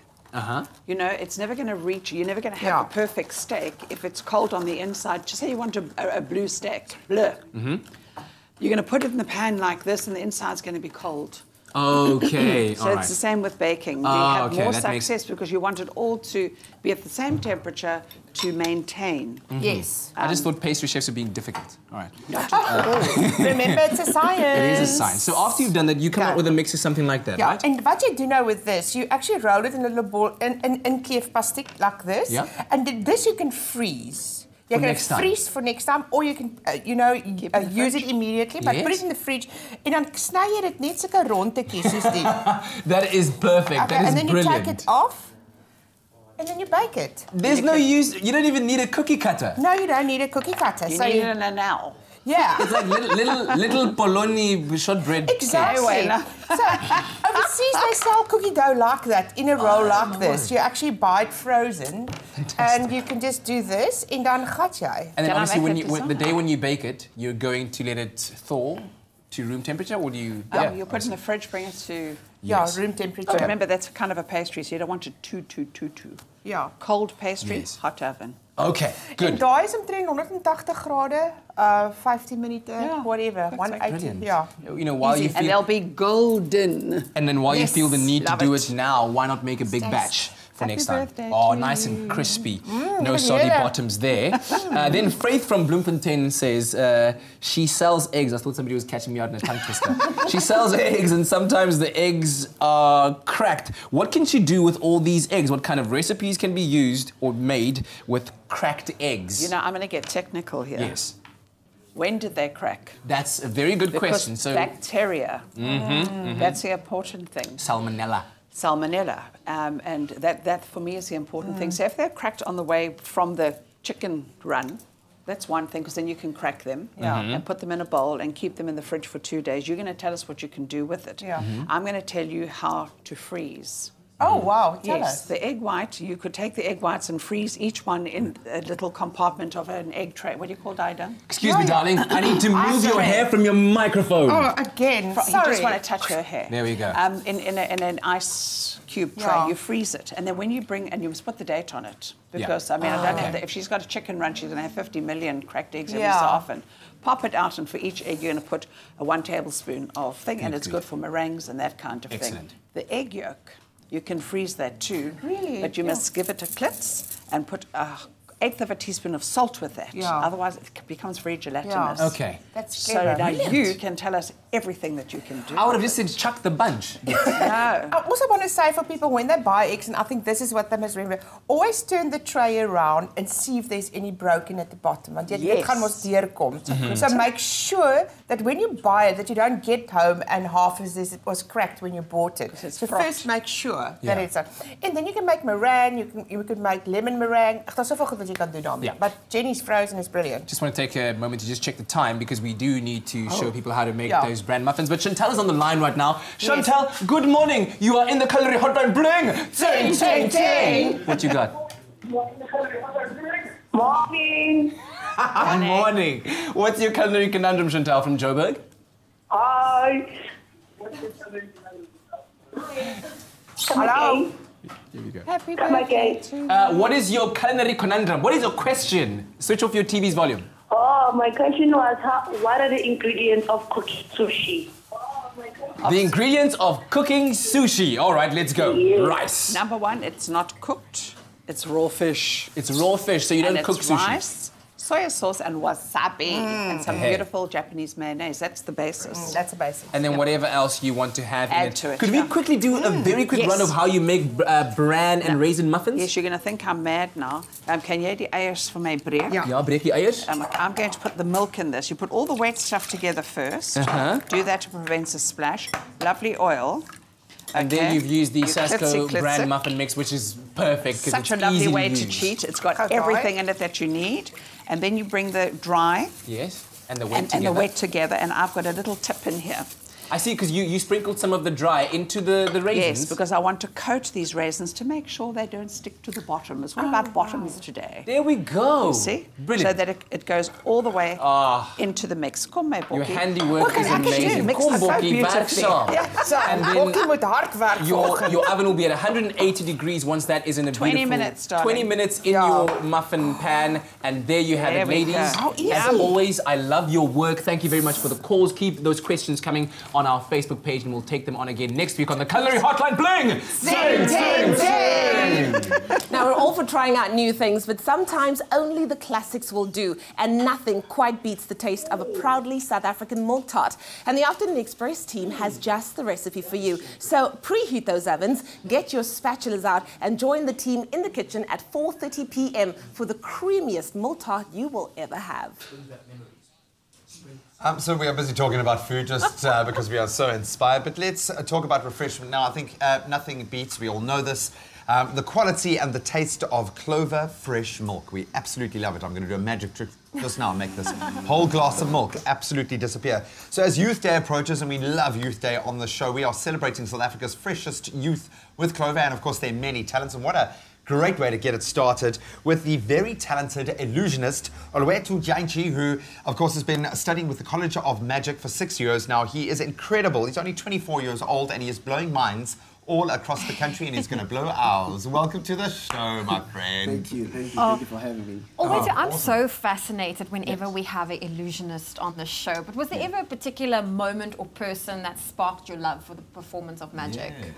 I mean, growing up in Kailicha, I mean, we always had magicians coming in our schools. So, I mean, growing up, I saw magicians as superheroes. So I thought maybe it's something that I would love to do.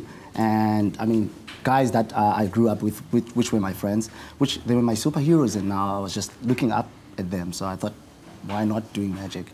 Yeah. That's incredible. Dude, and you obviously have a natural gift or a flair for it, but you've set yourself apart, and I want to get this right. You are Cape Town's first Glamipulator. Okay, let me explain that. What does that mean?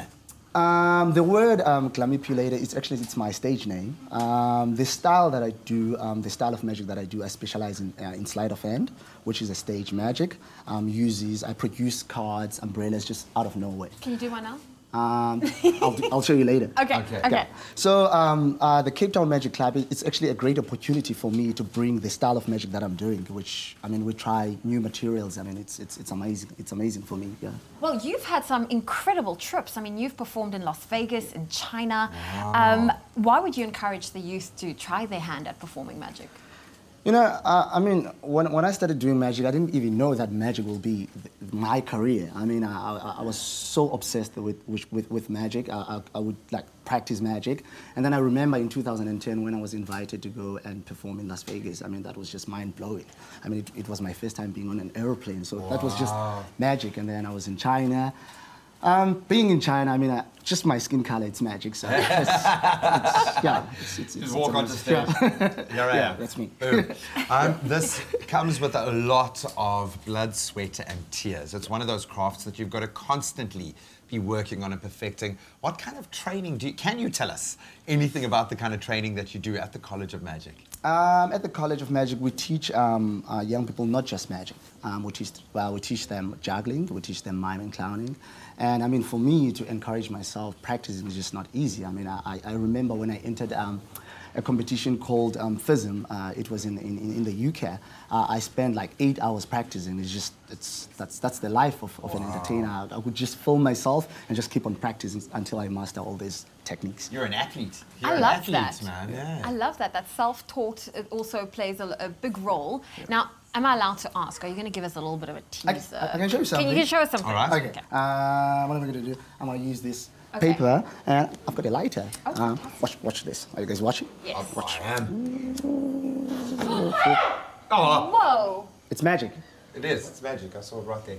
Did you guys just see that? This is a magic spot. I'll show you what it does. If you take this magic spot, do you want to blow? Can you just blow here? Watch. It'll disappear, and then it'll jump right over here. It's called magic. I'm like one of the slowest guys on set. I love it. So I'm like a soft target, but that this. is... I was watching, man. I was watching it. I've been watching this whole time, looking up your sleeve over there. That is awesome, dude. We're going to keep you around to have a little bit more fun, but thank you so much for spreading the love of what you do. I know there are so many young people out there. Their imagination is sparked by this. This is a career. This is something that you really can do. It's all about celebrating the freshest youth talents as we approach Youth Day this weekend.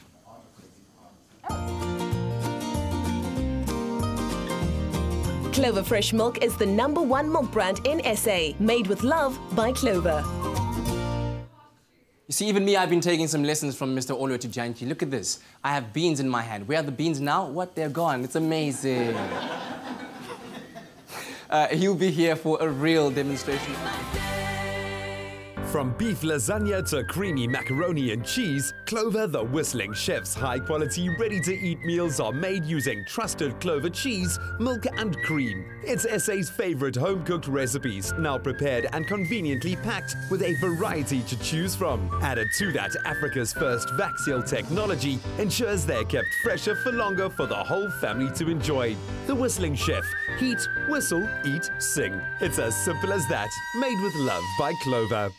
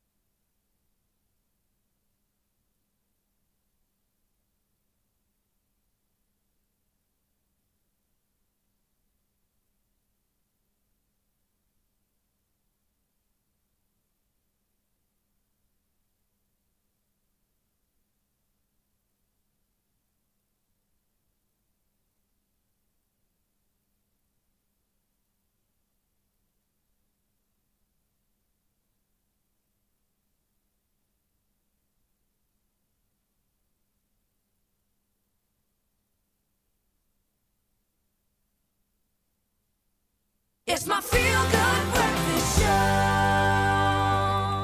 Welcome back. You're live with Expresso. I hope you're prepared to have your mind blown, just like we are this morning. You're making me feel like a big kid again. Olwethu is a Glamipulator. Glamipulator. Okay. He is an illusionist who is incredibly talented, but he's also honed his craft at the College of Magic. You've already done something pretty cool, but now we're going to continue, dude, and you're going to see instantly how I made this milk disappear in that glass. Okay, you can follow on from there. You know what? Let's just continue with this. This is what we call a magic spot at the College of Magic. A magic spot. This is a magic spot. Okay. Zoe, you're gonna help me. Can you tell me which hand has the magic spot? This one or this one? That one. I will go for this one. Whoa. Okay, I'll be very slow this time. Check this. Which one? This one or this one? It's still in that one. You should have gone for this one. But if you said this one, you'll be right because I've actually got two. I was going to say that. Zoe, do you mind if you can give me a hand? Where were you keeping the other one while you had the other one out? Come on, man. It's called magic. When I want to take one magic spot, I want to put it in my hand. I want you to hold on to this one. Hold it very tight. Hold it very tight. So you've got one magic spot and I have one magic spot. Yes. I will make your magic spot disappear from your hand into my hand. How? Magic. Check. Can you feel it? Is it still there? It's still there. Watch, maybe it's not your one. Maybe it's my one that it's gone. Open up your hand and show everybody. Come on. It's in my hand. Come on, man. How did you do that? Did you practice that before? No. Did you use a little... That's why she wore... I can show you a card trick. You like to play cards? Yeah, I've got some cards with me. I love cards. Okay, I'm just going to... Were you hiding one of those up your sleeve? Did that why you wore long sleeves? I'm just going to give these cards a quick shuffle. Okay. There. Man. Yeah. Whoop. Just there. Okay. So we have 52 different cards, right? Yes. So what I would like you to do, I would like you to just pick one card. You can take any card. Pick card. Any card. Show everyone. You can show the camera. Make sure I don't see the card. Oh, nice card to pick. Okay, cool. Awesome. Okay, done? I want to see the card. Good. Could you just say stop anywhere you like? Okay. Stop. Okay, I'll do it that way. Stop. You can put the card back. Okay. So now I'm going to ask you 3 questions. Would you want me to find your card in an easy way, or a hard way, or a wow way? Oh, wow way. Wow. Which one? It's got to be wow. It's got to be wow. That's actually a hard way because I must actually make you guys go like, wow, how did you do that? Yeah. Okay. Just think about your card. Okay. I think I've got one. One card is going to jump on top. Watch. One card is going to jump on top. Ta-da. It was not No, I said one card. I didn't say that's your card. Okay. Can you give me a hand? I'll take the 10 of spades like that. I'm going to put it into your hand. Watch. Did you feel something? No, I didn't feel a thing other than the card is on my hand. He felt it. He felt it.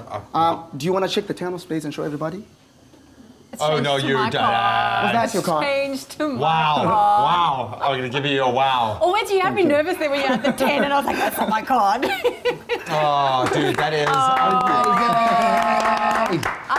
Unbelievable. Man, my little Here we have it, so we do your Wednesday morning. Right now, though, moving on to a bit of art. And if you've ever been fascinated by art and art collecting, but not sure where to start, don't worry, we're sorting you out this morning. Now, Cholo gives us a bit of a crash course on all things art collecting so that you too can admire the finer things in life. Strauss & Co. is an auction house selling works worth millions by famed South Africans like William Kentridge, but also supporting new artists to sell more affordably and enter the market. For me, one thing that can really transform any space and give it a bit of character has to be a good painting. But buying art has always come across as something that can be very tricky and intimidating. But that's why I'm here today to learn more about the art of art collecting. Alistair, so art buying and collecting is seen or usually perceived to be something that's very exclusive and niche. Is this true? No, not at all. It's certainly the kind of myth that we are always trying to bust. Buying artwork should never be intimidating. Certainly buying artworks at an auction house like Strauss & Company is not intimidating in the least. But yes, you are right. I think a lot of people perceive it to be rather exclusive, but it's certainly not. You know, we sell a range of artwork starting from 1,000 Rand up to 20 million Rand. And what exactly does Strauss & Co. do? Well, ultimately, we're an auction house. We're a sales platform to buy and sell artworks and decorative art. Selling artworks in a live auction format as well as an online auction format. We sell artworks to people around the country and, of course, around the world. So can you tell me what inspired you to create the work that you do? I draw my inspiration from my daily living, my travels in the street. Some of the work, what I did was made of objects that I find in the streets, which I use as models and draw from them. How would you describe the nature or the climate of our art industry in South Africa at the moment? It has immensely developed, and also the fact that places like, auctions and galleries have sought to work and engage the wider part of the public, whereas before it used to be, exclusivist in the sense that, from the division of races in South Africa, some were, had the privilege of going to the galleries. There's never been galleries in the township and all that, but sluice gates have opened and we're learning about, some of the works that we thought we'd never see. While there's always a reserve price below which a piece won't sell, at auction the personal appeal of an artwork can see it fetch a fantastic price. Good news for artists like Traigh Hunter Pathon. Clive, talk to me about your journey and what inspired you to become a fine artist or want to become a fine artist, would you say? I think it was, in my case, it was a matter of me not really being able to do anything else very adequately. I loved being an artist. It's the only thing I ever wanted to be all my life. It's the thing I could do well. It was the way I understood the world, and it was the way I could give back to the world. As an artist, how does it feel like to have your work on public display? I think when artists have their work on public display, there's always a kind of element of exposure about it. There's always a kind of moment of nervousness about that. How is it going to be received? Are people just going to walk by it? And that's very easy, but it's also an exciting moment. For people attending an auction for the first time, what tips do you have for them? Well, I suppose not to feel intimidated. Of course, to do your homework, come and look at the items you're interested in. When you feel that you are confident that you're going to potentially bid on a particular work, I suppose in your own mind, maybe think of some of your top limits. As not to be intimidated or necessarily get emotional, but of course also to enjoy it. It's wonderfully exhilarating to buy works at auction. If, like me, you thought buying art was far out of your reach, I certainly hope that perception has changed. Just like buying property, buying art is an investment, and judging by all these pieces around me, a very visually appealing one at that. Oh, some more inspiration. I need to buy an art piece. I need to buy an art piece. Start collecting art, ladies. I think it's a very good investment. Yeah. But you know what we are doing right now is we are collecting memories with Anel and Jenny. Of course, our culinary hotline experts. But it's time for them to tell us about how they like to dip a oma. Of course, you would think there's just one way, but there are really many, many ways, and everyone has their own special way of dipping an oma. So firstly, I wanted to ask, because it's also a preference thing. Do you dip in tea or do you dip in coffee? I dip in coffee. I dip in anything. That's what... Versatility. It's the spice of life. Yes, Jenny Morris, yes. Do you have a favourite flavour, perhaps, of oma? I'm like the caramel buttermilk girl. Oh, classic. Yes? Yes. Classic. Although from time to time I also like to just vary it a bit with muesli. Muesli, yes. Keep it regular. Yeah. Okay. Now is the part where you first need to tell me how you dip a oma, and then afterwards you'll tell us what you call your dip. Oh, I must tell it afterwards. Yes. So describe your dip and how it's done. Okay. Show us how it's done, and then I'm going to pass you an oma. There you go. Okay, would you like one to of these? Grab an oma? There we go. Cool. All right. So Anel, do you want to go first? I hold my dip like my oma like this. Like this. Like this. Yes. And then I go.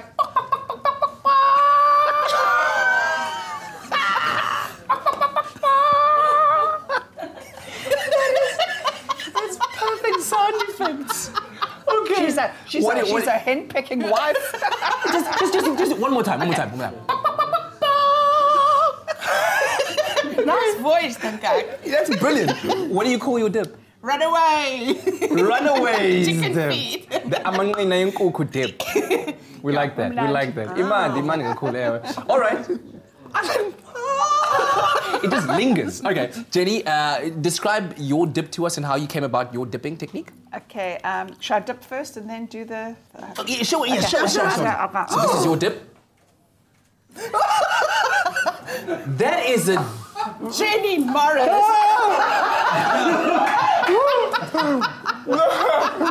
I wasn't ready. But it's delicious. Okay. Yum, yum. Let me tell you what mine is about. Tell me. Mine is a diggity-doggity dip. A diggity-doggity dip? Yes. A bee stung my puppy on the nose. And he went and he dunked his nose into his water bowl. Oh, to cool it down. To cool it down, but also I'm very guilty of feeding. Thank you for sorting that out, because my head went somewhere else. Oh, sorry, Jenny. Sorry. And then I like to feed my puppy from my lips. Okay. So that's why if you're my puppy... Diggity-doggity dip. You're my baby. It all makes sense now, South Africa. Anyway, we want to know how you dip a Oma, so grab your Oma rusks, whatever your flavor, whip up your morning coffee or tea and show us how you dip a Oma and post a picture on our Expresso Facebook page or Twitter page.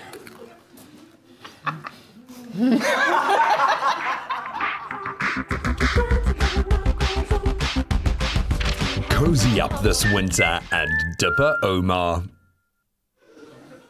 Crazy times on your Feel Good Breakfast Show. We're going to take a quick ad break, and then when we come back, they've blown us away the entire morning, and they're going to do it again. It's the Kronendal Music Academy Jazz Band. We'll be right back after this.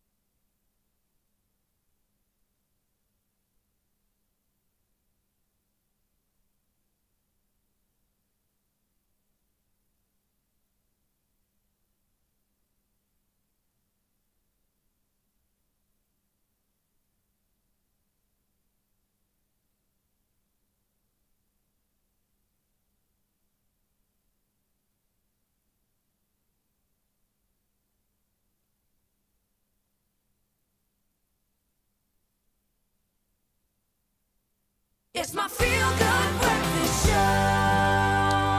Welcome back. It's your Feel Good Breakfast Show. It's a Wednesday morning. Shout out to you on the Twitter street. You've helped us to trend at number 2 in the Mother City hashtag Expresso Show. Keep the love coming. And of course, we've been enjoying the music of the Kronendal Music Academy Jazz Band. They are endeavoring to take on a massive trip to Edinburgh, and you can catch them performing live on the 16th of June on Saturday, 6 p.m. In the evening. Let Me Play Among the Stars is the name of the song, the show at the Riverside Estate, Hout Bay. So tell me about this. It is quite a massive thing for you guys.